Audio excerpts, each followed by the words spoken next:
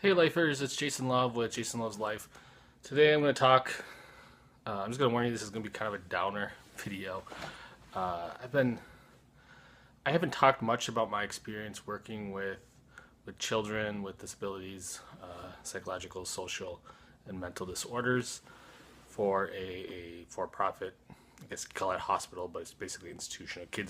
Kids would so we would get kids from anywhere from wards of the state to parents who just couldn't take care of their kids and their insurance, and some I think had to pay out of pocket, were there. And I'm I'm not against parents sending their kids to a place like this. It's almost like a boarding school. I always said it was the worst camp ever. And again, I'm going to try to make light of this stuff, even though it's again can be horrible and scary. And that's kind of just a we did a lot as employees because that was kind of a coping mechanism. Um, because there were situations where you'd have like a violent kid and then you'd have like an 8 year old, and it's like even if that violent kid never actually hit the 8 year old, going to bed every night with a fear that that person's going to come in, that violent person is going to get you, um, is not a healthy situation. And so I just want to say for parents, like, I'm not against facilities, I guess. I don't know what you'd even call them. And the one that I worked at is actually shut down. And I won't go into details because I think I'm legally not allowed to. If I'm talking about patients, I'm not really allowed. I don't want you. I can talk about the patients as long as there's no way for you to track who they are. I think that's the legal HIPAA rules. So it the facility's closed down, and there's a similar facility that was closed down across the country, and it kind of sounds like they're similar, where you have a for-profit, so they're trying to make money, and they're hiring a lot of times like kids, like 18-year-olds and 19-year-olds to take care of, sometimes 16-year-olds, and so we just had a lot of issues around that. It's again, just do your homework, talk. It's really hard, and it's really hard to do your homework because they don't make it easy. They're trying to make it look a certain way, and I know that the place I worked for again doesn't exist as a kiddies unit anymore. There was really no reviews online forever, and I think there's one now. There was one at towards the end. Again, it doesn't exist anymore, so it's not there. But it's it's really hard to like get that information. So you really need to do your due diligence on that kind of stuff because they're getting put in with kids. It's just super hard, and I kind of regret bringing this up, but I think it's an interesting topic. Is autistic children with institutionalized, and one of the reasons why it came up is like all the kids, were great and pains in the butt at the same time, just like being a parent, except for instead of one kid, you got like 20 kids, and we have kids with like autism. We have, as a common one, extreme autism. And so actually another I was thinking about was was using my deodorant stick, and we had a kid with pica, and so every once in a while he'd get into the toiletries, I guess, closet, where we kept all the soaps and stuff for the kids, and they all had their own baskets. And he'd get in there, and then you'd go to like put their deodorant on for him, and there'd be a big spot where he had bitten off. It'd go over, and then there'd be teeth marks in the deodorant. We had another kid who, again, these are all depressing. He had brain cancer, and he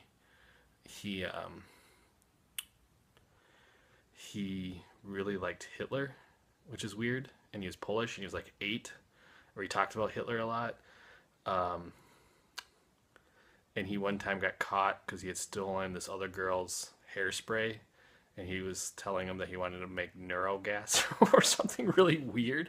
Like his imagination was strange, and unfortunately, he did pass away. Um, yeah, it's just I don't know what I'm trying to say with this video. I guess that's one of the things as a parent of an autistic child is to be grateful at the same time. And I know there's people out there who are having a physical battle with their kids every day, and my heart goes out to you because, I mean, I haven't experienced that as a parent, but I've experienced as someone who've worked in a facility that, we had a quote unquote kid. I mean, he was probably, I don't know. I don't know his actual age. It's hard to tell, but he was maybe like 11 or 12, but he weighed 300 pounds and was pretty tall.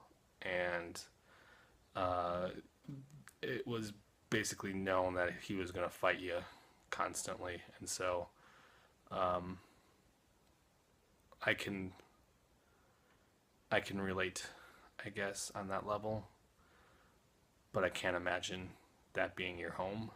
And so my heart goes out to you. Um, and again, I am no way against.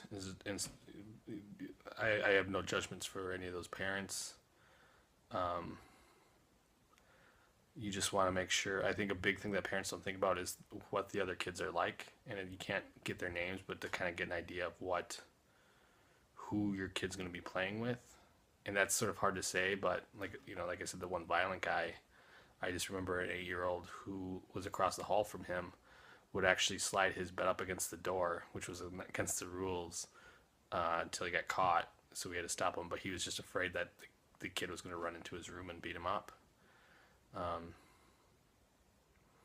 Yeah, I mean, that's kind of like the scary side of mental health.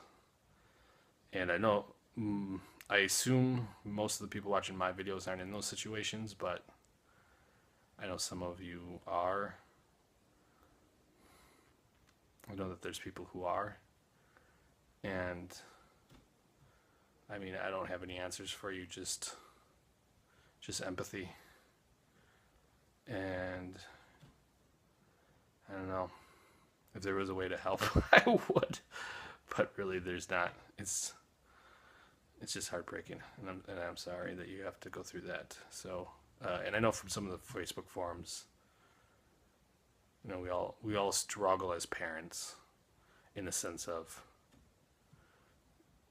we have our own issues or things. Like today, Frumpkin was just being a pain, being a normal 4-year-old. And so, like, my complaints are really nothing compared to what I know that people experience. So, I don't know. I hope that helped somebody to know that we understand. I Thanks, guys, for watching. Thumbs up if you enjoyed the video. I'd like to know whether these kinds of videos help. I didn't want to go into too many stories about kids on the unit. There's definitely an eclectic, interesting, bizarre cast of characters. So if that's something that interests you, I have a friend of mine too who might be willing to share stories if those are things that interest you. I didn't really go into any deep stories because I don't know if that interests you. All right. Talk to you tomorrow.